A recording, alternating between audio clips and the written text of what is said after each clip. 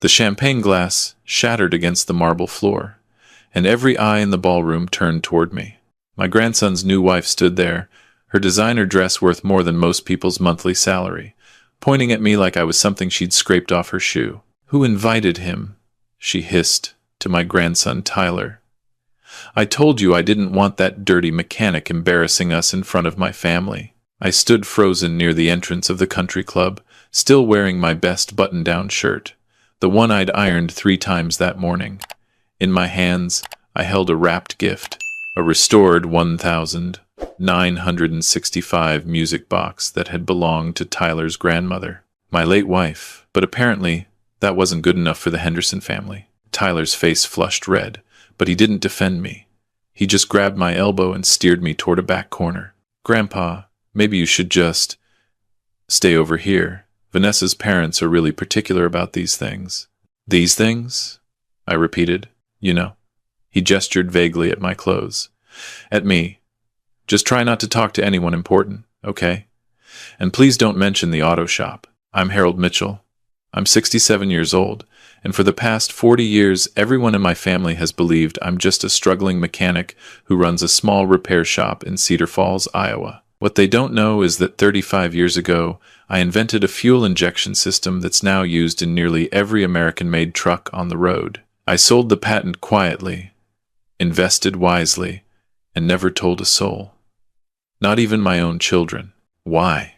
Because I wanted to know who loved me, for me, not for my money. And tonight, at my grandson's wedding reception, I was getting my answer.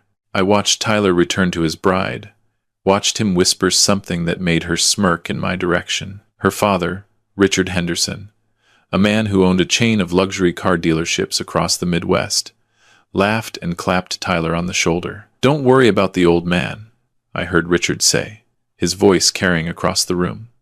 "Every family's got a loser relative. At least yours knows how to stay quiet in the corner." The guests around them chuckled politely.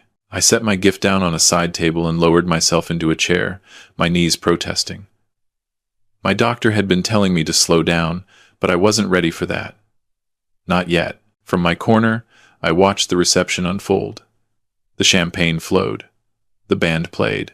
And my grandson, the boy I'd taught to ride a bike, the boy I'd helped with his homework when his parents were too busy, that boy never once looked in my direction, but someone else did. A tall man in an expensive suit broke away from a group of businessmen and approached me. His face looked familiar, though I couldn't immediately place it. "Excuse me," he said. "Are you Harold Mitchell from Cedar Falls?" I nodded cautiously. The man's face broke into a wide grin. "I thought so.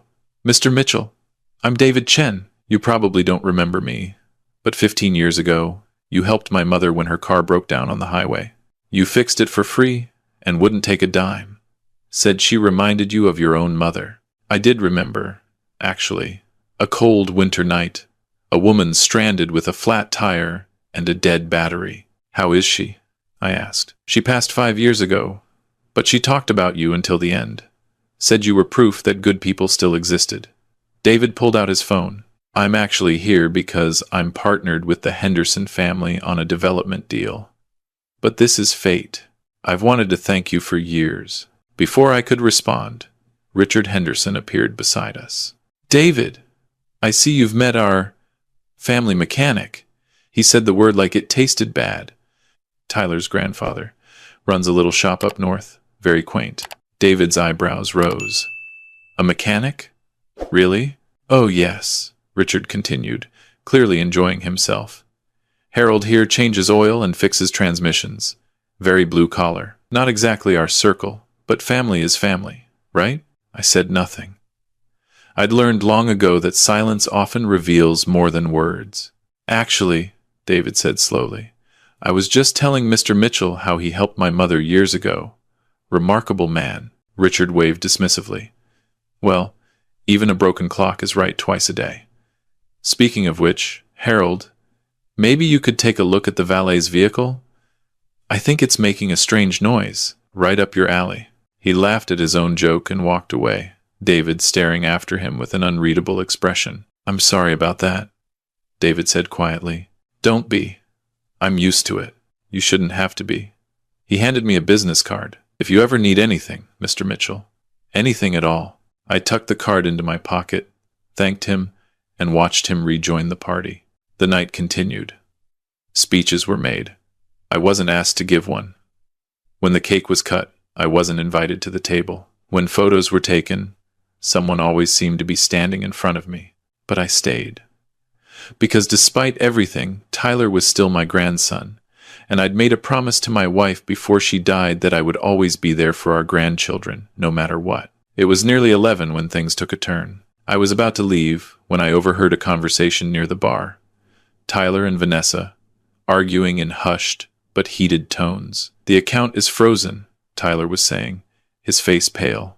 I don't know what happened. Dad's accountant said something about an audit. An audit? Vanessa's voice rose. Tyler, my parents put $50,000 into this wedding based on your family's supposed resources. If this is some kind of scam, it's not a scam. There must be a mistake.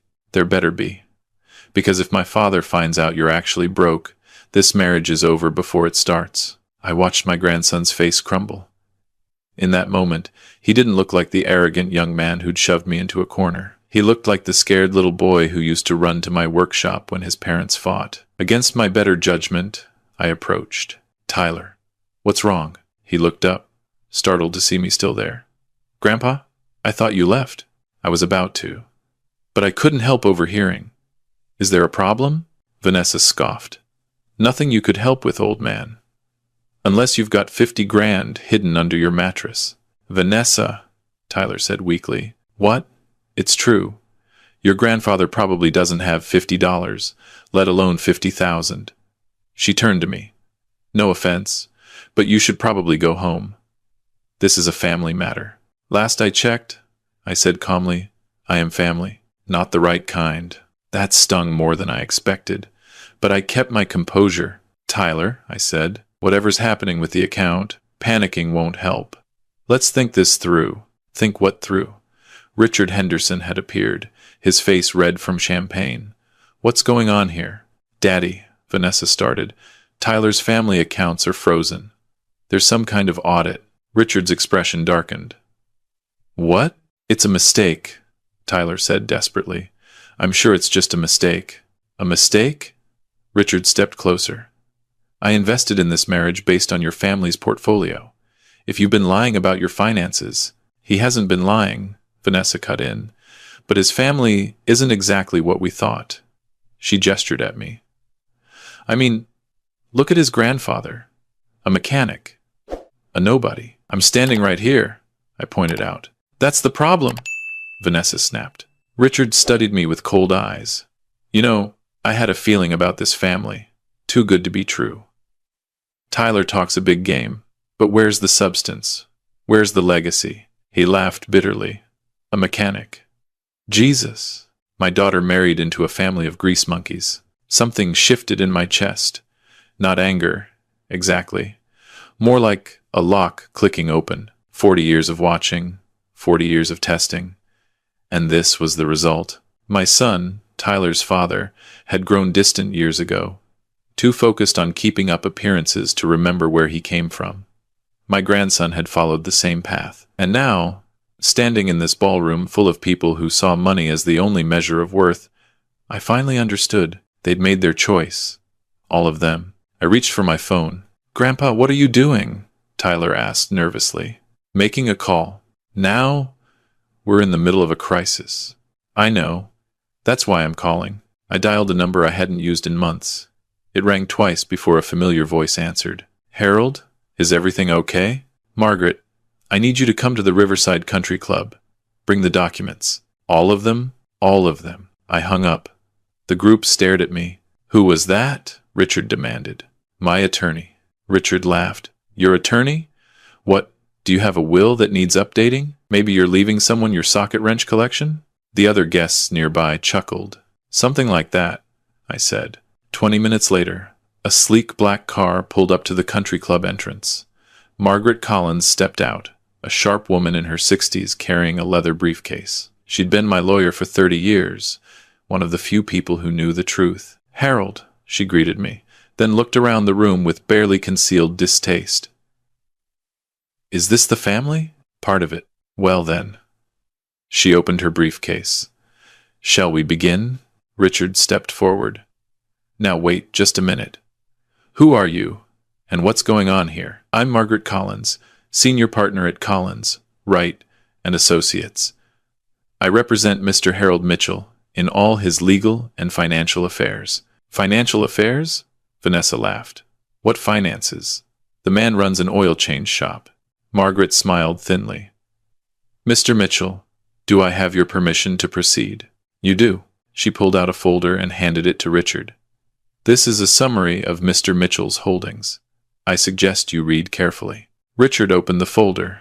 His face went from skeptical to confused to pale in the span of about 15 seconds. This can't be right. I assure you, it's accurate as of this morning. Tyler grabbed the folder. What? Grandpa, what is this? The truth, I said simply. Inside that folder was documentation of my patent portfolio, my investment accounts, my real estate holdings, and my charitable foundations. Total estimated worth, just over $400 million. More than Richard Henderson's entire dealership empire. 400. Tyler couldn't finish the sentence. 417 million, to be precise. Margaret corrected. Give or take, depending on the market. The room had gone very, very quiet. Someone had stopped the band. That's impossible, Vanessa whispered. You're just a mechanic. I am a mechanic, I agreed. I've always loved working with my hands. But 35 years ago, I also developed a fuel injection system that revolutionized the trucking industry. I sold the patent, invested the proceeds, and continued living my life exactly as I always had. But why? Tyler looked genuinely bewildered. Why would you hide this? I looked at my grandson, really looked at him, because I wanted to know who my family really was. I wanted to see if they'd love me when they thought I had nothing. If they'd treat me with respect even when I couldn't offer them anything in return. I paused. I have my answer now. Richard had recovered somewhat, though his hands were still shaking. Mr. Mitchell, Harold. Clearly, there's been a misunderstanding. We had no idea. That's the point, Richard. You had no idea because you never bothered to look past my clothes and my occupation. You judged me worthless because I didn't fit your image of success. I never said worthless. You called me a loser. You told your daughter she married into a family of grease monkeys. You suggested I go fix the valet's car.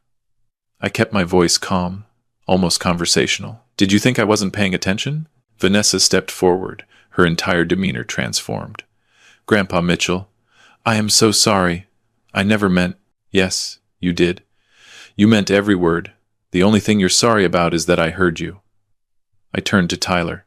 And you shoved me into a corner. You told me not to talk to anyone important. You were ashamed of me. Tyler's eyes were wet. Grandpa, I was wrong. I was so wrong. Please, let you what? Suddenly remember I exist now that you know I'm wealthy? I shook my head. That's not how this works, Tyler. That's not how any of this works. Margaret cleared her throat. Mr. Mitchell, shall I proceed with the other matter? Please. She pulled out another document. 3 months ago, Mr. Mitchell created a charitable trust worth approximately $100 million. The trust is designated for educational scholarships, community development, and supporting working-class families. As of tonight, the trust is fully funded and active. Richard perked up. Well, that's wonderful. Family supporting family, I'm not finished. The trust was created in the names of Mr. Mitchell's 3 other grandchildren, Sarah, Emma, and Michael. Tyler's name was deliberately excluded. Tyler looked like he'd been slapped. What? Furthermore, Mr. Mitchell's personal estate plan has been recently updated. The bulk of his assets will be distributed to charitable organizations upon his passing. His remaining family will receive a modest inheritance, proportional to their relationship with him during his lifetime. Margaret looked up. Based on current assessments, Tyler, you would receive approximately $50,000. $50,000? Vanessa's voice rose to a screech. Out of $400 million? Correct. That's not fair. That's not... It's exactly fair, I interrupted. 50,000 is more than enough for someone who can't even be bothered to defend his grandfather at his own wedding reception. Tyler was shaking his head. Grandpa, please. I made a mistake. People make mistakes. Yes, they do. And actions have consequences. I looked at my grandson with something that might have been pity. Your grandmother and I were married for 43 years. When she was dying, she made me promise to look after our grandchildren. She was worried, even then, that money and status might corrupt them. I paused. I tried, Tyler. I tried with you. I showed up to every birthday, every graduation, every important moment. I offered you guidance. I offered you love. And every time, you made it clear that I wasn't good enough, not successful enough, not impressive enough. I was young. I was stupid. You're 32 years old. That's old enough to know better. David Chen had pushed through the crowd. He stood near me, his expression a mixture of sadness and vindication. Mr. Mitchell, he said quietly, if there's anything I can do. Actually, David, there is. I pulled out his business card. This development deal you mentioned with the Henderson family. What's the current status? David's eyes flickered to Richard, who had gone pale again. It's pending. Final approval was supposed to come next week. What if I made you a better offer? Equal investment, better terms, and a partner whose word actually means something? Richard sputtered. Now wait just a minute. We have a contract. You have a letter of intent, Margaret corrected, which is not legally binding and can be withdrawn at any time. David studied me for a long moment. Then he smiled. Mr. Mitchell, I think we should talk. He walked away from Richard Henderson without a backward glance. You can't do this, Richard shouted. You can't just what? Exercise my right to do business with whomever I choose? I picked up my gift from the side table, the music box I'd spent weeks restoring. I came here tonight to give my grandson a piece of his grandmother's legacy. Something with real meaning. Something money can't buy. I held it out to Tyler. This was your grandmother's. Her father gave it to her on her wedding day. She wanted you to have it. Tyler looked at the box, then at me, then at the folder full of financial documents still in his hands. He reached for the folder. Tyler, I said quietly, choose carefully. He hesitated. For just a moment, I saw a flash of the boy he used to be, the one who'd sit in my workshop for hours, fascinated by how things worked, the one who'd hug me goodbye and tell me I was the best grandpa in the world. But that boy was gone now. Tyler grabbed the folder. I nodded slowly and set the music box back down on the table. I think we're done here. I walked toward the exit. The crowd parted for me now, whispers following in my wake. Halfway to the door, I stopped. One more thing, I said, turning back. The audit on Tyler's family accounts? That wasn't a coincidence. My attorney discovered some irregularities in how my son was managing certain funds. Funds that were supposed to be held in trust for all my grandchildren. Tyler's father, who I now realized had been hiding in the back of the room, stepped forward. Dad, I can explain. Save it, Robert. I've already seen the documentation. You've been siphoning money from your own children's trust accounts for years, paying for your lifestyle, keeping up appearances. The room gasped. That's not. Robert's face was ashen. The audit will reveal everything. The missing funds, the falsified records, the tax implications. I looked at my son with 40 years of disappointment. You had every advantage, Robert. I made sure of it. And this is what you did with it. I turned and continued toward the door. Grandpa, wait. Tyler ran after me. Wait, please. What about the development deal? The one David Chen mentioned? What about it? It was going to save us. The Henderson dealership was supposed to partner with Chen's group on a massive project. My job at the dealership, my future, it all depended on that deal. I know. Tyler stared at me. So you're really going to ruin me? Your own grandson? I stopped at the door. Outside, my truck waited in the parking lot. The same old truck I'd been driving for 15 years. The one that had embarrassed my family so many times. I'm not ruining you, Tyler. I'm showing you what you valued. You chose money over family. You chose status over substance. You chose wrong. I can change. Maybe. But not tonight. Tonight, you learn a lesson. I pushed open the door. Your grandmother used to say that the measure of a man isn't what he has, but how he treats people who can't do anything for him. You treated me like garbage, Tyler. So did your father. So did everyone in that room. Not everyone, David Chen said, appearing beside me. Some of us recognized a good man when we saw one. I smiled at him. Thank you, David. That means more than you know. I stepped outside into the cool night air. The stars were bright over the Iowa countryside. The same stars my wife and I had watched from our porch for 40 years. Tyler stood in the doorway, the folder still clutched in his hands. Behind him, the party had descended into chaos. Richard Henderson was shouting at someone. Vanessa was crying. Robert was trying to explain something to a crowd of angry relatives. What am I supposed to do now? Tyler called out. I climbed into my truck. The engine started with a familiar rumble. Learn, I said through the window. Grow. Become the man you should have been all along. It's not too late, Tyler. It's never too late. But you have to want it. Not because of the money. Because it's right. I put the truck in gear. Grandpa! Tyler's voice cracked. I love you. I looked at him for a long moment. Then prove it. Not with words, with actions. That's the only currency that matters to me. I drove away from the country club, watching the lights fade in my rearview mirror. The music box sat on the seat beside me, a reminder of what could have been. 2 weeks later, I got a letter. Handwritten. No return address, but I recognized the handwriting. It was from Tyler. He apologized. Really apologized. Not just for getting caught, but for years of taking me for granted. He wrote about his grandmother, about memories he'd forgotten until that night at the reception. He wrote about the man he wanted to become. He didn't mention money once. At the bottom, he'd written, I don't expect anything from you. I don't deserve anything. But I wanted you to know that I finally understand what you were trying to teach me. I just wish I'd learned it sooner. I read the letter 3 times. Then I called Margaret. The Trust for Tyler's Scholarship Fund, I said. Started at $100,000, renewable annually based on character review. Sir? Everyone deserves a second chance, Margaret. But they have to earn it. I hung up and looked out the window of my workshop.